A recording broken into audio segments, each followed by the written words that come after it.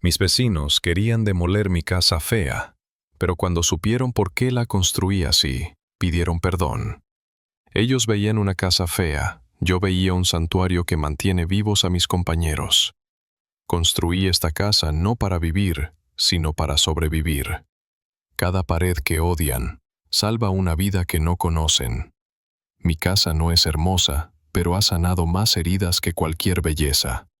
Mi nombre es Antonio Ruiz, tengo 62 años, y hace 12 años que vivo en la casa más odiada del barrio Las Flores. Cada mañana, despierto en una habitación sin ventanas grandes, con 2 puertas que me permiten salir en direcciones opuestas si es necesario. No es paranoia, es supervivencia.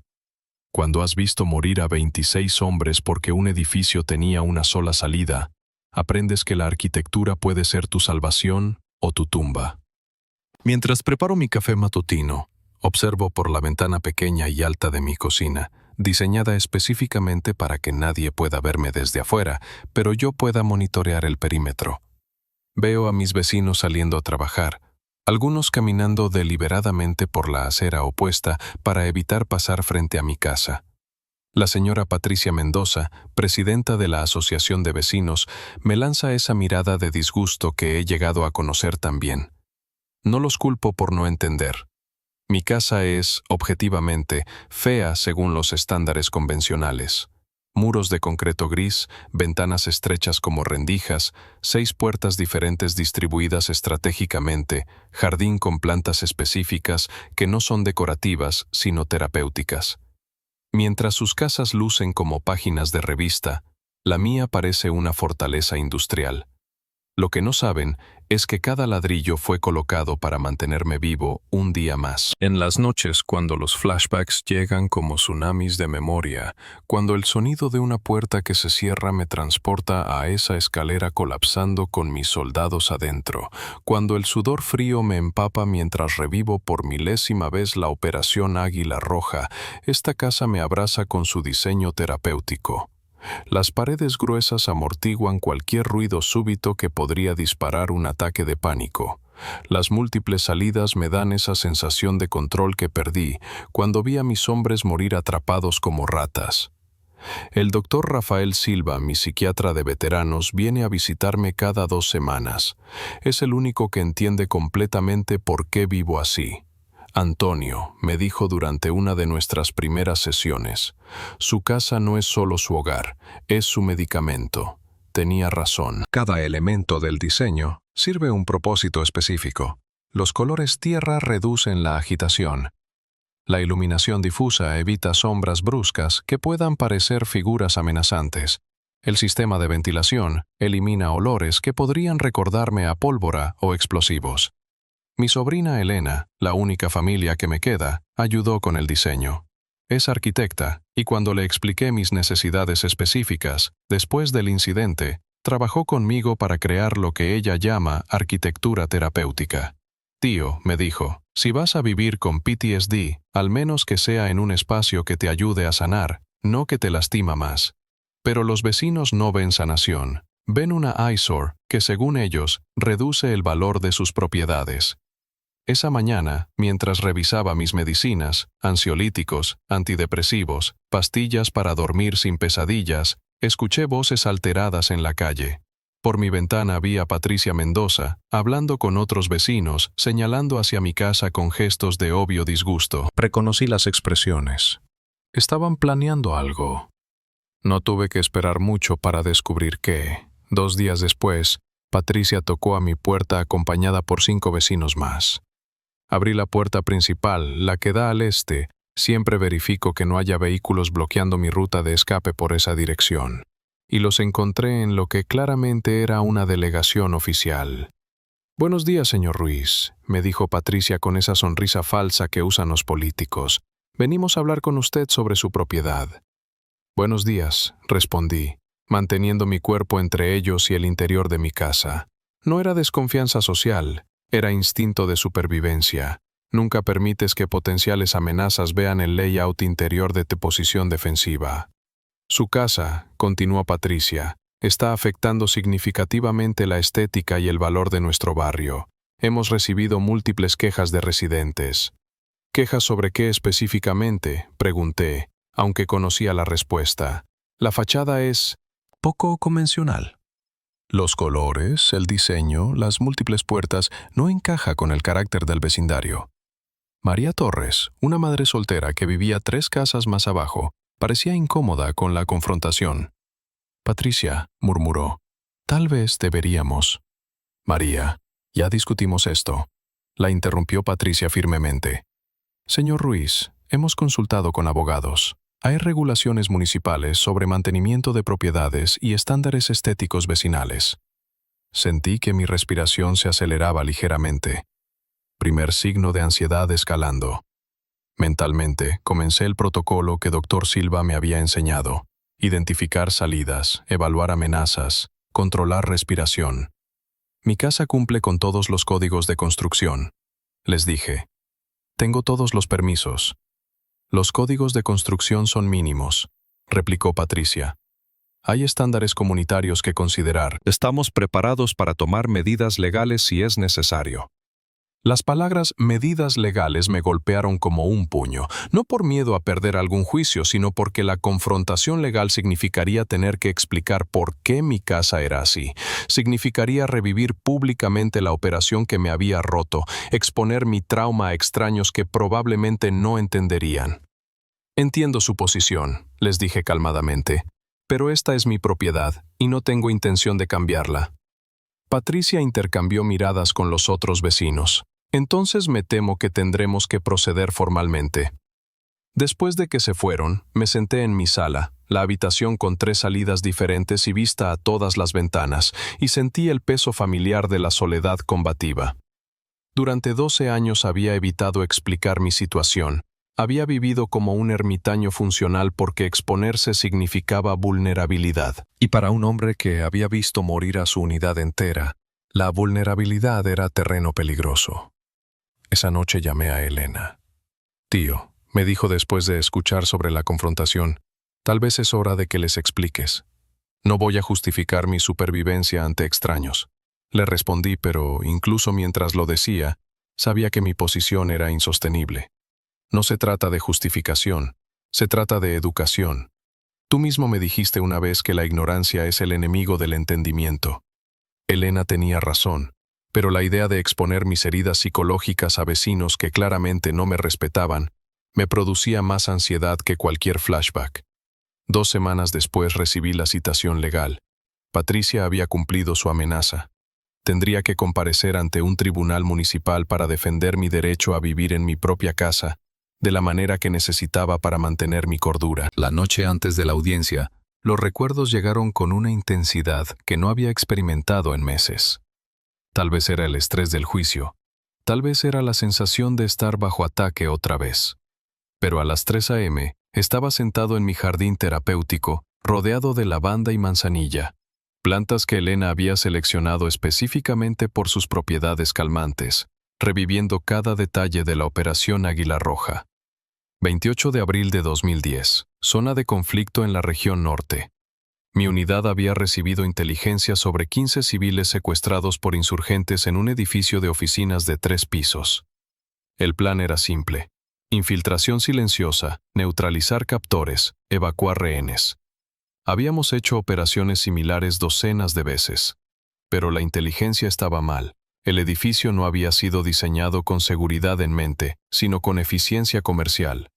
Una sola escalera central conectaba los 3 pisos. Cuando llegamos, los insurgentes habían convertido esa característica arquitectónica en su ventaja táctica. Recuerdo perfectamente mi voz por radio: equipo Alfa, despeje en primer piso, Bravo, segundo piso, Charlie, conmigo al tercero. 14 de mis mejores hombres, veteranos con familias, siguiendo órdenes que los llevarían a la muerte. Encontramos a los rehenes en el 3er piso, aterrorizados pero vivos. David Mendoza, mi teniente más joven, estaba coordinando la evacuación. «Coronel», me dijo, «civiles listos para descender». «Perfecto, evacúen por escalera principal, yo cubro la retaguardia». Fueron las últimas palabras que intercambié con la mayoría de mis hombres. Los insurgentes habían minado la escalera, Esperaron hasta que estuviera llena de soldados evacuando civiles para detonar los explosivos. El colapso fue instantáneo y total.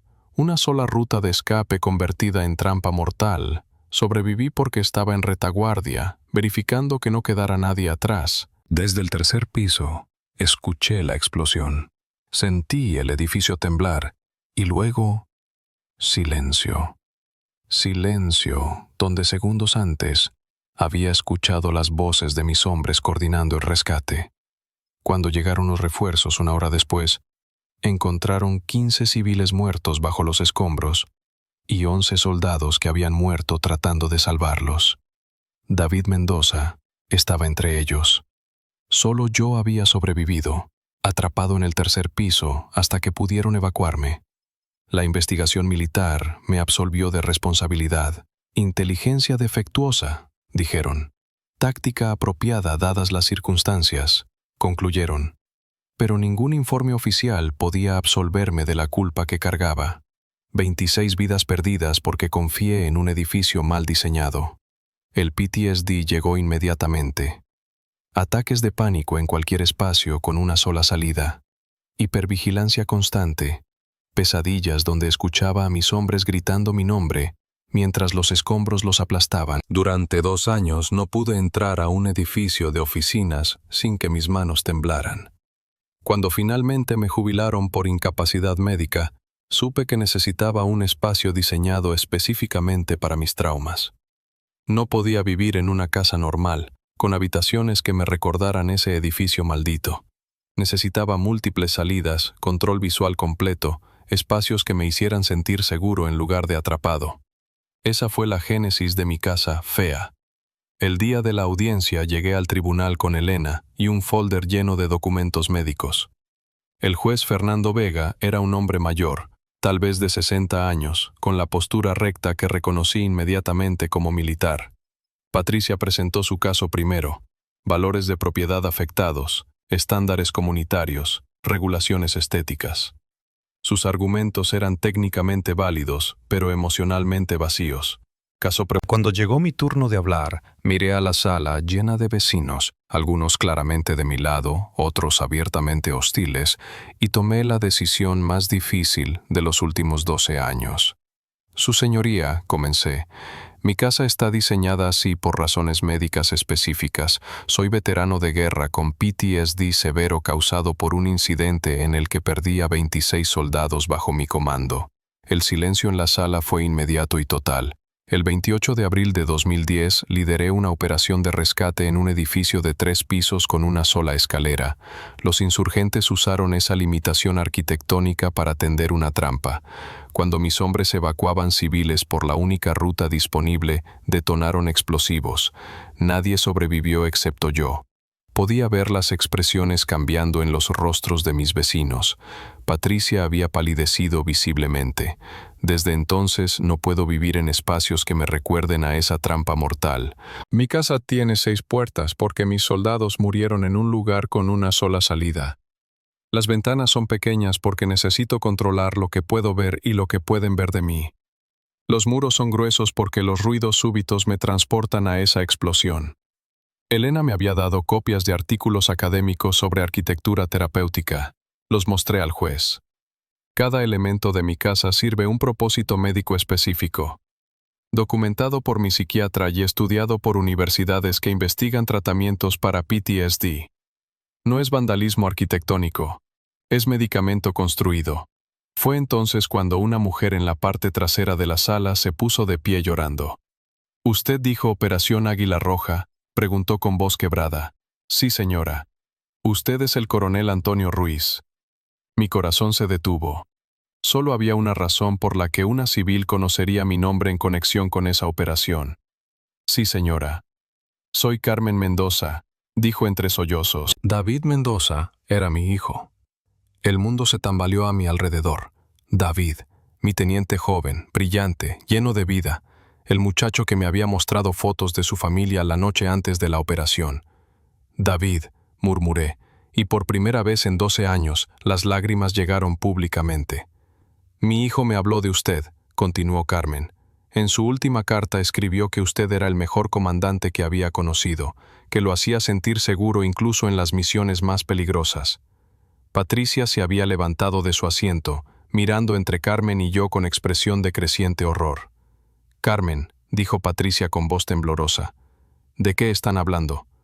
«David era mi hermano», explicó Carmen, volviéndose hacia Patricia. «Tu hermano mayor, que murió antes de que fueras lo suficientemente grande para recordarlo claramente». La conexión me golpeó como un rayo.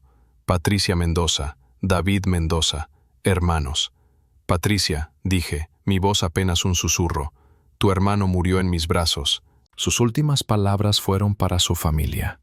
Me pidió que les dijera que los amaba.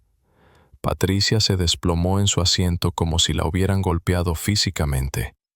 «No», murmuró, «no puede ser. El hombre que, ustedes, el comandante que no pudo salvar a tu hermano», terminé por ella. «No», dijo Carmen firmemente, «el comandante que intentó salvarlo, el hombre que arriesgó su vida por mis hijos». «Hijos», plural. Carmen me miró directamente. «Usted salvó a Patricia también, coronel.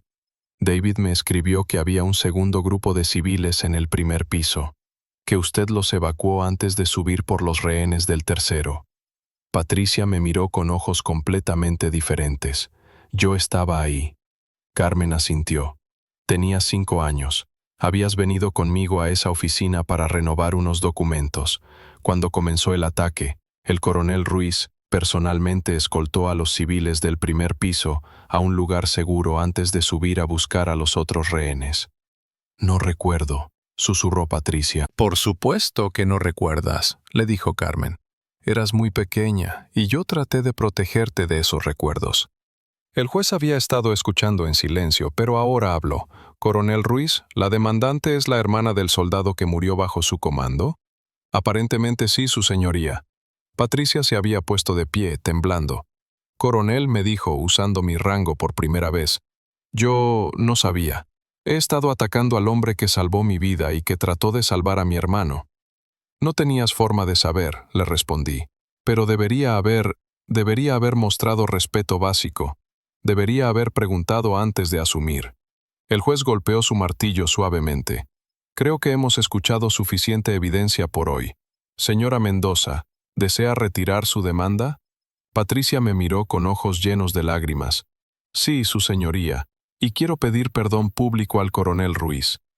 Después de la audiencia, Patricia se acercó a mí en el pasillo del tribunal. «Coronel, no sé cómo disculparme». «Ya te disculpaste», le dije. «Y por favor, solo llámame Antonio». «Antonio», repitió, como si estuviera probando el nombre. «¿Puedo preguntarle algo?» «Por supuesto». «¿Mi hermano sufrió?» Era la pregunta que había estado esperando durante 12 años. «No», le mentí gentilmente. Fue instantáneo. La verdad era que David había sobrevivido varios minutos después de la explosión, lo suficiente para que pudiéramos hablar, lo suficiente para que me dijera cuánto amaba a su familia, lo suficiente para que me hiciera prometer que cuidaría de ellos si algo le pasaba a él.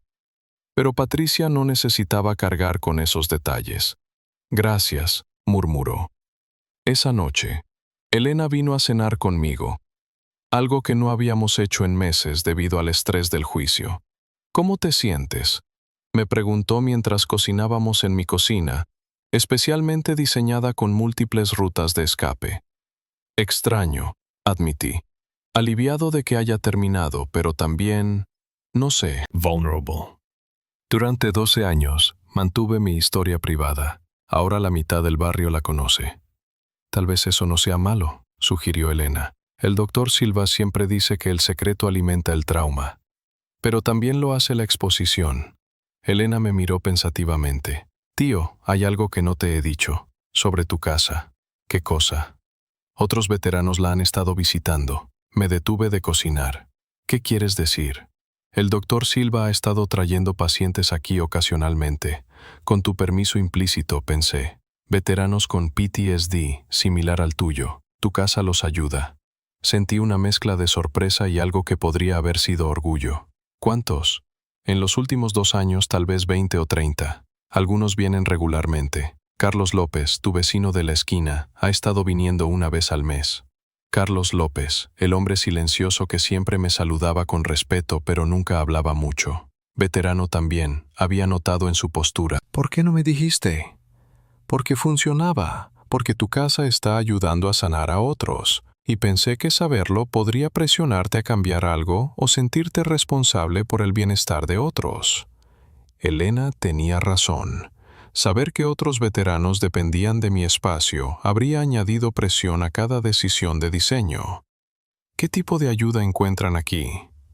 La misma que tú. Espacios seguros, múltiples salidas, control visual, pero también creo que hay algo más. Ver que alguien como ellos ha creado un espacio que funciona les da esperanza de que pueden adaptar sus propios espacios. Esa noche, por primera vez en años, dormí sin pesadillas. Al día siguiente, Patricia tocó a mi puerta, pero esta vez venía sola y su expresión era completamente diferente. Antonio, me dijo, ¿puedo hablar contigo? Por supuesto. Anoche no pude dormir. Sigo pensando en David, en la operación, en cómo te he tratado. La invité a pasar, algo que no había hecho con ningún vecino en 12 años. La llevé a mi sala principal, la que tiene vista a todas las ventanas. Esta habitación, dijo observando el diseño. ¿Por qué tiene tantas puertas? Le expliqué el propósito de cada elemento. Las puertas múltiples para rutas de escape. Las ventanas altas para control visual sin exposición. Los colores tierra para reducir agitación. La ausencia de esquinas ciegas donde podrían esconderse amenazas. «Es genial», murmuró. «No es decoración, es supervivencia funcional». Exactamente. Patricia se quedó callada durante varios minutos, observando cada detalle con nueva comprensión. «Antonio, quiero hacer algo por ti, por David, por todos los veteranos que has ayudado sin que lo sepan. No necesitas hacer nada. Sí necesito. Sabes qué hago profesionalmente. Creo que trabajas en bienes raíces. Soy agente inmobiliaria, pero también coordinadora comunitaria. Organizo proyectos vecinales, eventos, mejoras. Y tengo una idea. Me explicó su propuesta. Convertir oficialmente mi casa en un centro de recursos para veteranos. Nada invasivo, nada que comprometiera mi privacidad, pero un reconocimiento formal de lo que ya estaba sucediendo informalmente. Podrías trabajar con arquitectos y terapeutas para documentar tu diseño, ayudar a otros veteranos a adaptar sus propios espacios y, añadió con una sonrisa tímida, el barrio podría estar orgulloso de tener el primer centro de arquitectura terapéutica para PTSD del país. La idea me intrigaba, pero también me preocupaba. No quiero convertir mi refugio en un zoológico. No sería eso, sería educación controlada, visitas programadas, respetando tus necesidades y límites. Durante las siguientes semanas, la idea evolucionó. Elena colaboró con el diseño del programa. El Dr. Silva proporcionó la validación médica. Otros veteranos del área expresaron interés en participar. Pero el verdadero turning point llegó cuando Carmen Mendoza pidió visitarme. «Antonio», me dijo cuando vino a casa, «quiero conocer el lugar donde mi hijo encontró su último comandante». Mientras le mostraba la casa, Carmen hizo algo inesperado. En lugar de enfocarse en los elementos arquitectónicos, se enfocó en las fotografías que tenía en las paredes. No muchas, pero las suficientes para mostrar mi vida antes del trauma. «Aquí», dijo, señalando una foto de mi unidad tomada días antes de la operación final. «David se ve feliz». Era un buen soldado, le dije, inteligente, valiente, preocupado por sus hombres. «¿Puedo preguntarte algo que necesito saber?» «Por supuesto». David sabía que tú te preocupabas por él, no como soldado, sino como persona. La pregunta me sorprendió por su especificidad. ¿Por qué preguntas eso?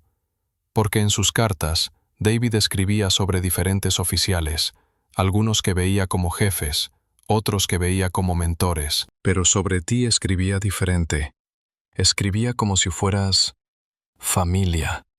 David era especial, admití. Todos mis soldados lo eran, pero David tenía algo, una luz, una forma de hacer que otros se sintieran seguros. Como tú, dijo Carmen suavemente. Yo no logré mantenerlo seguro.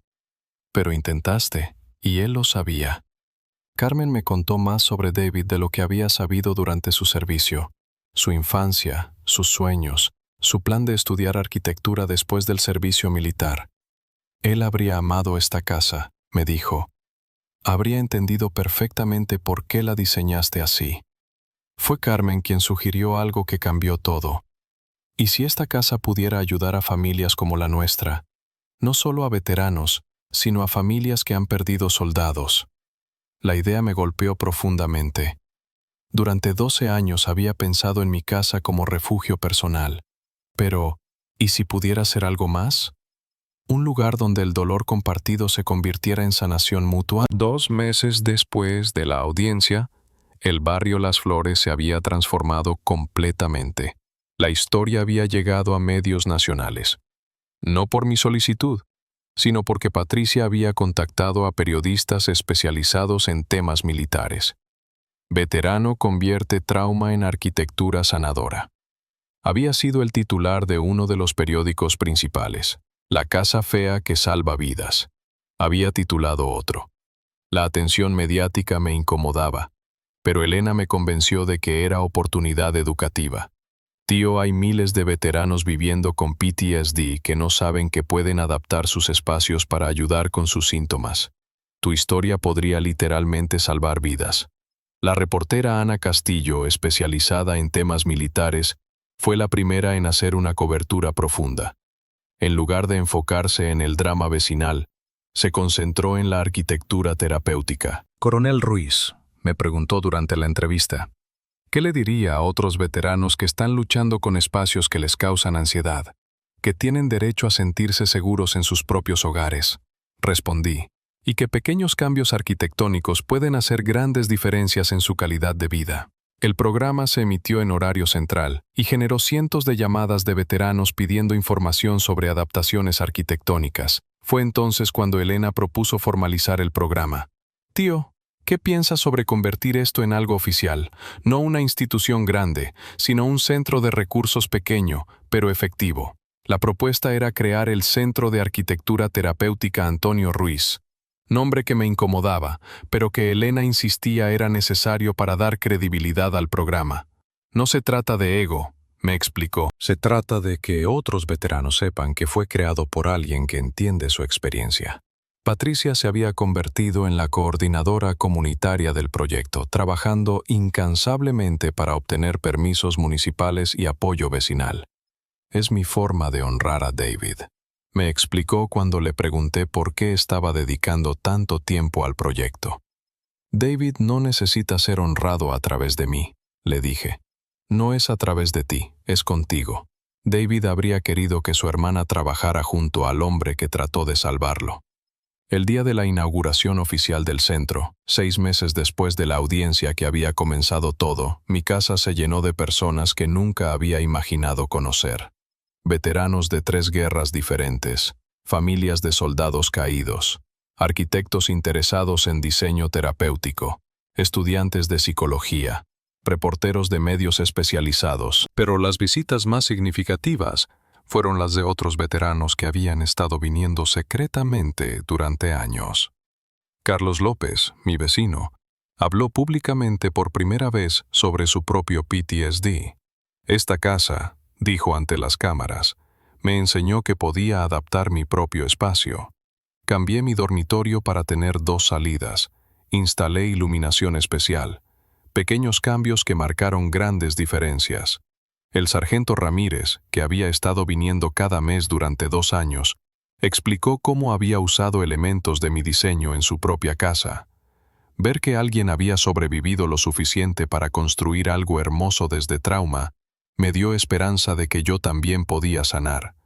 La teniente Morales, veterana de operaciones en el extranjero, describió cómo mi jardín terapéutico la había inspirado a crear su propio espacio de sanación.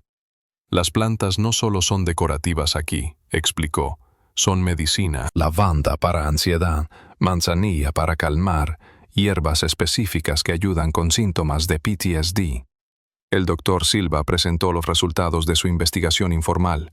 En 2 años de traer pacientes aquí, hemos visto mejoras del 60% en síntomas de ansiedad espacial, 45% en episodios de pánico y 70% en sensación de control sobre el ambiente. Pero fue Elena quien dio el discurso que más me conmovió. Mi tío construyó esta casa para sobrevivir, dijo, pero sin saberlo, construyó un faro para otros que estaban perdidos en la misma tormenta. La arquitectura no solo crea espacios, puede crear esperanza. Durante la ceremonia, Patricia me entregó algo que no esperaba, una carta de David, escrita días antes de la operación final. Carmen la encontró entre sus cosas, me explicó, nunca la envió, pero quería que la tuvieras. La carta era breve pero devastadora. Querida familia, si algo me pasa, quiero que sepan que sirvo bajo el mejor comandante del ejército. El coronel Ruiz nos cuida como si fuéramos sus propios hijos. Con él, incluso en las misiones más peligrosas, sé que alguien está luchando por traernos a casa. Si no regreso, por favor agradézcanle por intentarlo. Lloré leyendo esa carta. Lloré por David, por mis otros soldados perdidos, por los 12 años de culpa que había cargado, y por la comprensión de que tal vez no había fallado tan completamente como creía. David sabía que lo amabas, me dijo Patricia después de leer la carta. Y ahora entiendo que todo lo que has hecho desde entonces, incluyendo esta casa, es tu forma de seguir cuidándolo. 1 año después de la inauguración del centro, mi vida había cambiado de maneras que nunca podría haber imaginado. La casa seguía siendo mi refugio personal, pero también se había convertido en lugar de peregrinaje para veteranos de todo el país. Recibíamos visitas programadas 3 veces por semana. Elena había desarrollado un protocolo que protegía mi privacidad mientras permitía educación efectiva. Los visitantes aprendían sobre arquitectura terapéutica, veían ejemplos concretos de adaptaciones útiles y se conectaban con otros veteranos que enfrentaban desafíos similares. Patricia había dejado su trabajo en bienes raíces para dirigir el centro a tiempo completo. Es el trabajo más importante que he hecho, me dijo durante una de nuestras reuniones semanales de planificación. Cada veterano que ayudamos es una forma de honrar a David y a todos los soldados que no regresaron. El programa había inspirado la creación de centros similares en otras ciudades. Arquitectos especializados en trauma habían comenzado a estudiar formalmente el diseño terapéutico. Universidades habían establecido programas de investigación sobre arquitectura para PTSD. Pero para mí, el cambio más significativo era personal. Por primera vez en 12 años, no vivía solo con mis fantasmas. Los compartía con otros que entendían, y en ese compartir, habíamos encontrado maneras de transformar dolor en propósito. El barrio Las Flores también había cambiado. Los vecinos que inicialmente habían apoyado la demanda contra mi casa se habían convertido en algunos de los defensores más apasionados del centro. María Torres coordinaba un programa de apoyo para familias de veteranos. Otros vecinos habían comenzado jardines terapéuticos en sus propias casas. Nuestro barrio se volvió famoso.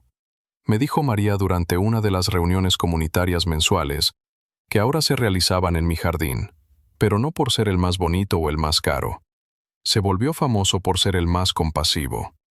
Una tarde, mientras trabajaba en mi jardín, actividad que había comenzado como terapia pero que ahora era genuino placer, llegó un autobús escolar. ¿Qué es eso?, le pregunté a Elena, que estaba ayudándome a plantar nuevas hierbas medicinales. Dijo con una sonrisa que inmediatamente me hizo sospechar. Olvidé mencionar que autorizaste una visita especial. ¿Autorité qué? La escuela secundaria local quería traer estudiantes de arquitectura para que aprendieran sobre diseño terapéutico. 25 estudiantes de entre 16 y 18 años bajaron del autobús con cuadernos y cámaras, acompañados por 2 maestros. Señor Ruiz, dijo la maestra principal, una mujer de unos 40 años.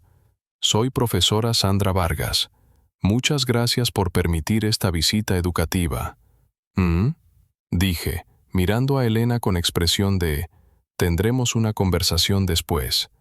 Pero mientras Elena guiaba a los estudiantes por la casa, explicando cada elemento del diseño terapéutico, algo inesperado sucedió.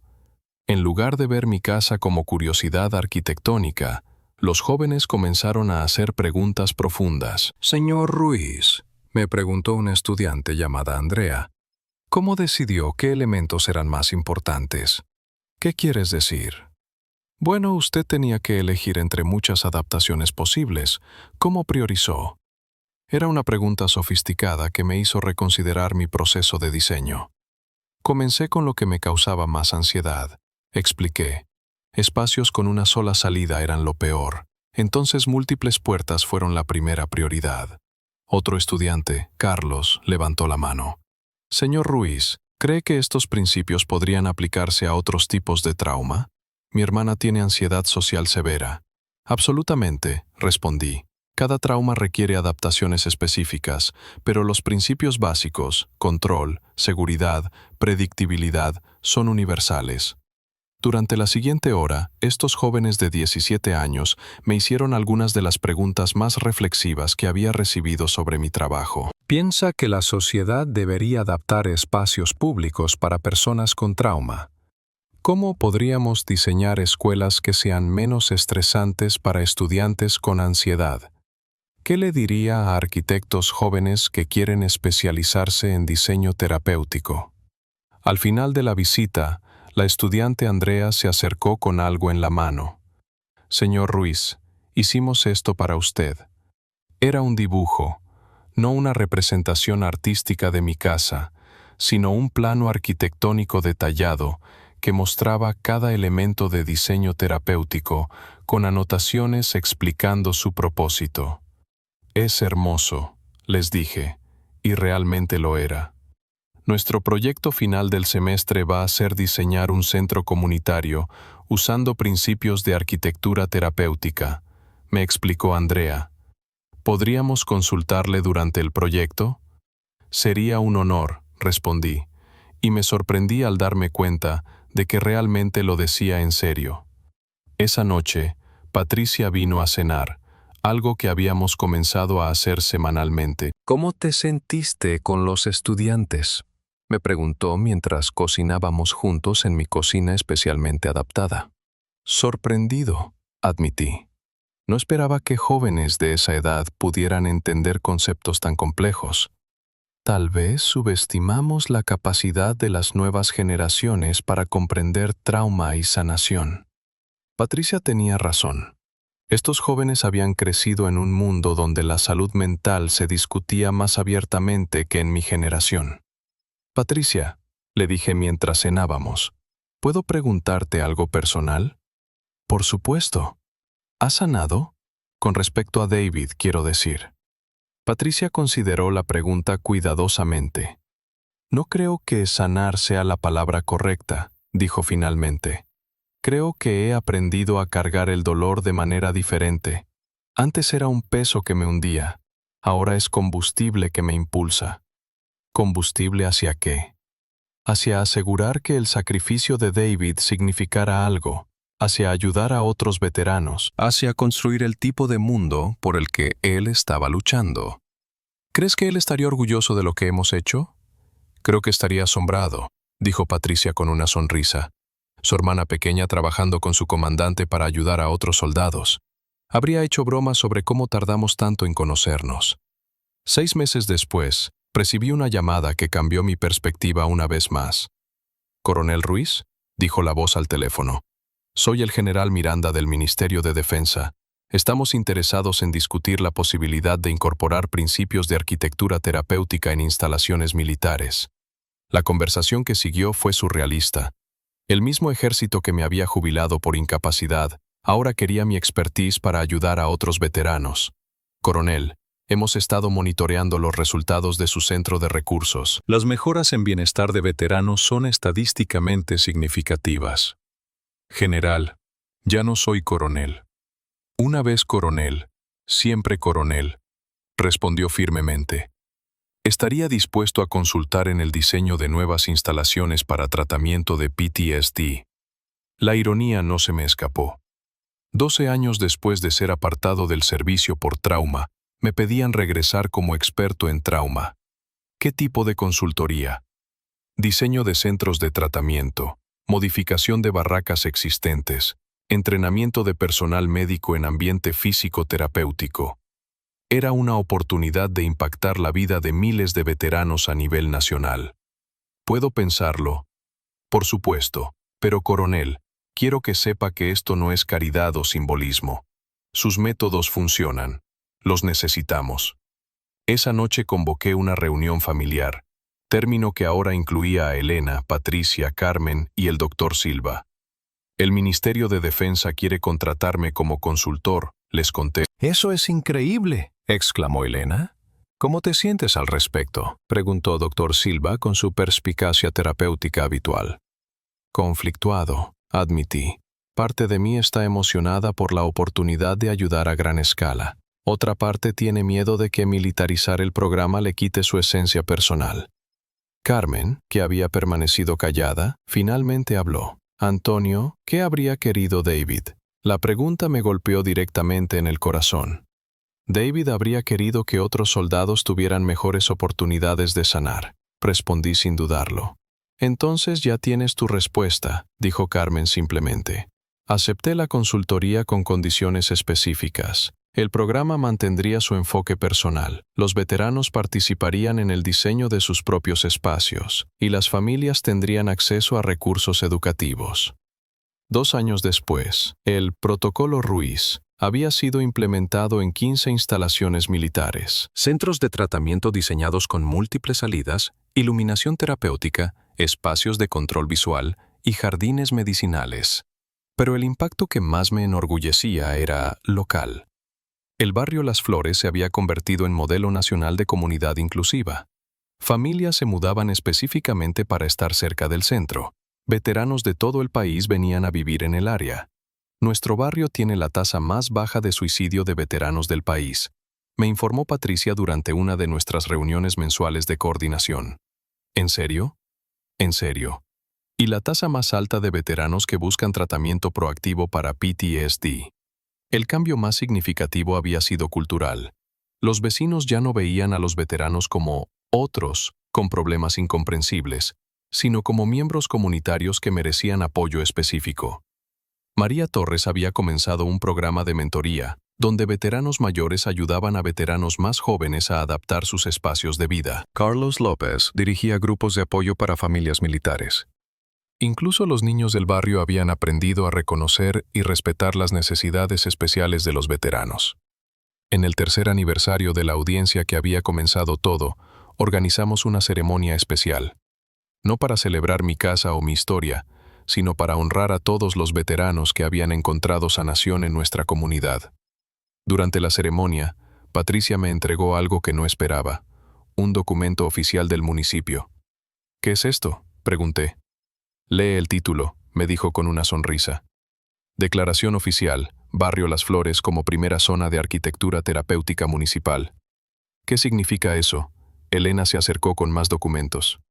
Significa que el municipio ha oficializado los principios de diseño terapéutico como parte de los códigos de construcción del barrio. Todas las nuevas construcciones deben incluir elementos de accesibilidad para trauma. ¿Elementos obligatorios? Múltiples salidas en espacios comunes, iluminación antiansiedad, espacios verdes terapéuticos, acústica controlada, enumeró Patricia. Era un reconocimiento que iba más allá de lo que jamás había imaginado. Pero hay más, añadió Carmen con una sonrisa misteriosa. Me entregó un sobre sellado con el logo del Ministerio de Defensa. Adentro había una carta firmada por el ministro de Defensa Nacional, Coronel Antonio Ruiz, por su contribución extraordinaria al bienestar de veteranos militares y por innovaciones en arquitectura terapéutica que han salvado incontables vidas, el Ministerio de Defensa le otorga la Medalla al Mérito Post-Servicio, la más alta distinción para veteranos que continúan sirviendo a su país después de la jubilación. Mis manos temblaron leyendo la carta. ¿Cuándo supieron de esto?, pregunté. Hace 3 meses, admitió Elena. Tuvimos que mantenerlo en secreto para la ceremonia. Esa noche, después de que todos se fueron, me senté en mi jardín terapéutico rodeado de lavanda y manzanilla bajo las estrellas. Pensé en David y en mis otros soldados perdidos. Pensé en los cientos de veteranos que habían encontrado algo de paz en este espacio.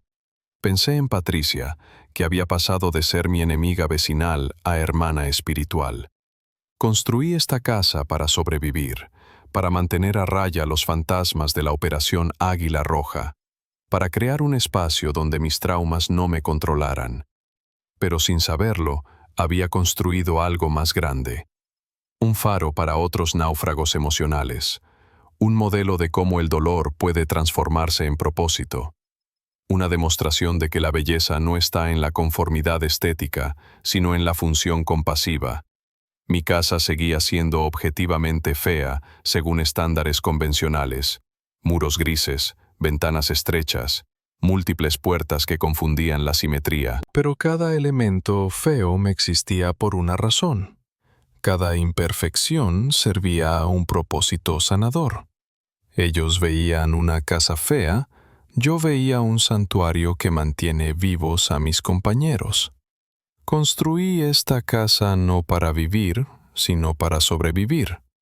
Cada pared que odian salva una vida que no conocen. Mi casa no es hermosa, pero ha sanado más heridas que cualquier belleza. Y en esa sanación colectiva encontré mi propia paz.